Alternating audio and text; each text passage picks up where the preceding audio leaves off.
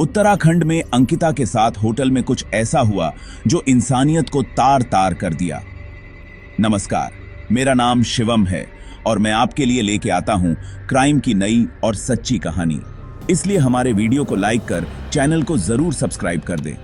तो चलिए आज की कहानी शुरू करते हैं। उत्तराखंड के पौड़ी गढ़वाल जिले के छोटे से गांव श्रीकोट में रहने वाली अंकिता भंडारी अपनी मेहनत और सपनों के साथ एक नई जिंदगी की तलाश में निकल पड़ी थी। उसकी जिंदगी की कड़ी मेहनत और उसके परिवार की मुश्किलों के चलते उसने होटल मैनेजमेंट का कोर्स किया था ताकि एक दिन वह अपने परिवार का सहारा बन सके। इसी उम्मीद में वह वनंतरा रिसोर्ट में नौकरी करने आई थी। अंकिता का परिवार बेहद साधारण था।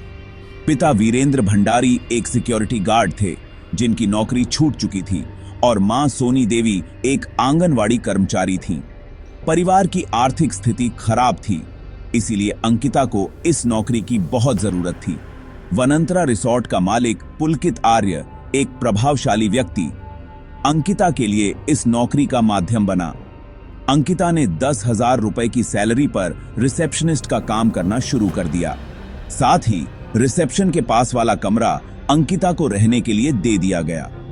जॉब शुरू करने के बाद शुरुआती दिनों में तो अंकिता को उस रिसोर्ट का माहौल काफी अच्छा लगा, लेकिन फिर कुछ ही दिनों के बाद अंकिता को महसूस होने लगा था कि उसने यह जॉब करके अपने जीवन की सबसे बड़ी भूल कर दी। वनंतरा रिसोर्ट में आने के कुछ ही दिनों बाद उस रिसोर्ट में किसी गेस्ट ने शराब के नशे में अंकिता को जबरदस्ती गले लगाने की कोशिश की। उस वक्त पुलकित ने उसे बचाया था, जिससे उसे थोड़ी राहत मिली थी। लेकिन यह राहत सिर्फ एक ढोंग था, क्योंकि असली खतरा तो खुद पुलकित और उसके साथी थे। अंकिता ने अपनी इस परेशानी की बात अपने दोस्त पुष्पदीप से की, जिसे उसने इंस्टाग्राम पर ही जाना था। अंकिता ने धीरे धीरे महसूस किया कि रिसोर्ट में जो कुछ हो रहा था वह सिर्फ एक छुपी हुई साजिश थी।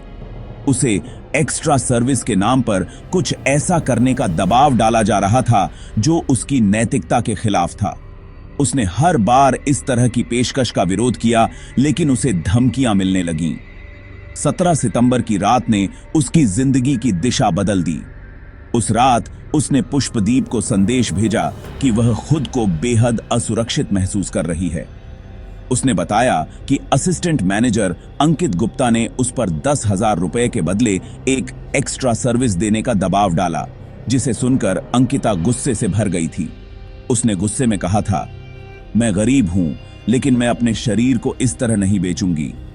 इस जवाब से अंकित और पुलकित का रवैया और भी घिनौना हो गया था। 18 सितंबर की शाम अंकिता के लिए और भी भयावह साबित हुई। रिसोर्ट में काम करने वाले कर्मचारी बताते हैं कि अंकिता को उस दिन रोते हुए देखा गया था। वह अपने दोस्त पुष्पदीप को फोन कर रही थी, मदद की गुहार लगा रही थी, लेकिन कोई उसकी आवाज नहीं सुन रहा था। उसी रात पुलकित, अंकित और सौरभ उसे बहलाने के बहाने बाहर ले गए थे, कहकर कि चलो कहीं घूमने चलते हैं। लेकिन यह सिर्फ एक जाल था। अंकिता ने उस रात करीब 8:30 बजे आखिरी बार पुष्पदीप को फोन किया था। उसने कहा कि वह उन तीनों के साथ बाहर जा रही है, लेकिन पूरी बात नहीं बता सकी। कुछ ही घंटों बाद उसका फोन बंद हो गया और फिर कभी नहीं खुला। पुष्पदीप ने कई बार कोशिश की, लेकिन उसका मन आशंकाओं से भर गया था। अंकिता का अचानक फोन बंद हो जाना और फिर पुलकित का भी फोन बंद होना उसे किसी बड़े खतरे का संकेत दे रहे थे। सुबह होते ही अंकिता गायब हो गई थी। पुलकित और अंकित ने पहले तो पुष्पदीप को यही कहा कि वह रात को रिसोर्ट में लौट आई थी, लेकिन जब सुबह वह नहीं मिली तो कहानी बदलने लगी। उन्होंने पुलिस की बजाय पटवारी को उसकी गुमशुदगी की रिपोर्ट दर्ज करवाई, जो उत्तराखंड के सुदूर इलाकों में एक आम प्रक्रिया थी। इस बीच अंकिता के घर वालों को भी यह खबर मिली और वे तुरंत रिसोर्ट की ओर रवाना हो गए। जैसे जैसे दिन गुजरते गए, अंकिता का कोई सुराग नहीं मिला। उसकी बातें, उसके मैसेज और उसके दोस्त से हुई आखिरी बातचीत अब एक बड़ा रहस्य बन चुके थे। पुलिस जांच में कई गवाह सामने आए जिन्होंने बताया कि अंकिता के साथ उस दिन कुछ गलत हुआ था। लेकिन सवाल यही बना रहा, अंकिता भंडारी आखिर कहां गई?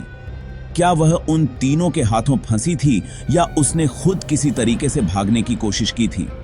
पुलकित ने पुलिस को यह बयान दिया था कि जब नहर के पास अंकिता के साथ उसकी बहस हुई थी तो उस बहस में अंकिता ने उसका मोबाइल छीनकर नहर में फेंक दिया था, जिसके बाद उसने अंकिता को नहर में धक्का दे दिया। लेकिन पुलकित के मोबाइल की कॉल डिटेल्स, लोकेशन और पुष्पदीप से हुई उसकी बातचीत की कॉल रिकॉर्डिंग से यह साफ हो गया था कि पुलकित ने पुलिस को झूठा बयान दिया था, क्योंकि उसका मोबाइल नहर में फेंका ही नहीं गया था, बल्कि वह मोबाइल तो अंकिता की मौत के बाद भी यूज होता रहा था।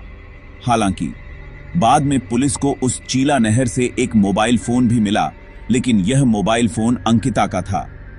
इसके बाद एसआईटी की टीम द्वारा आरोपियों को घटनास्थल पर ले जाकर क्राइम सीन को रिक्रिएट भी किया गया। अंकिता के परिवार की यह मांग है कि उन सभी दोषियों को जल्द फांसी की सजा दी जाए। दोस्तों, वैसे तो सजा देने का काम कोर्ट का है और इनके की सजा भी इन तीनों को कोर्ट में जरूर मिल जाएगी, लेकिन फिर भी आपके हिसाब से अंकिता भंडारी के दोषियों को क्या सजा मिलनी चाहिए, कमेंट बॉक्स में जरूर बताएं।